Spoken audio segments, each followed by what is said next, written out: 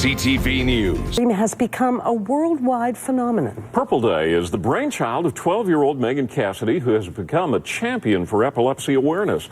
Our health reporter Pauline Chan has more. Pauline? Thanks very much, Ken and Christine. Well, since ancient times, purple was the color of royalty. In the 1980s, it was known as the favorite color of rock star Prince.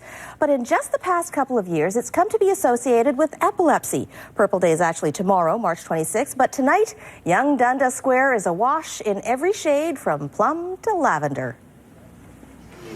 31-year-old Carl Boss is the purplest of them all. He's had epilepsy since he was 9 months old, averaging 15 seizures a month. But in November of 2008, brain surgery changed his life. In terms of seizures, my very last one was November 17th, 2008. 2008 is the same year little Megan Cassidy of Nova Scotia tried to find a way to explain her seizures to her classmates, and she was struck by how many people share her condition. Why isn't there a day for epilepsy? 1 in 100 is the figure Purple Day organizers use. That means, for example, in the city of Toronto, there are some 40,000 people who have epilepsy. In just 3 years, Megan's idea for a color and a day dedicated to epilepsy has spread around the world.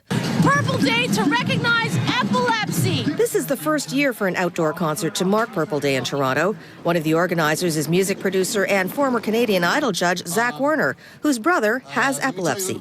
He says many people have a stereotype in mind about epileptics, but in truth, the condition has a variety of causes and effects on a patient's life. I mean, my brother's been very successful, went all the way through schooling, and he lives on his own and is completely self-sufficient. But regardless, from an employment standpoint, from a social standpoint, and the stigma that's attached to it, there's no question that trying to live a life in the quote-unquote normal society has its ongoing issues. Most epileptics have the condition from birth, but some can develop it after injuries or infections affecting the brain.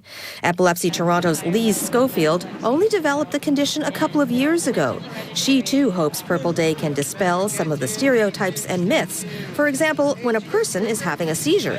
Generally, we say to people there's not much you can do other than let the seizure run its course and keep the person out of harm's way.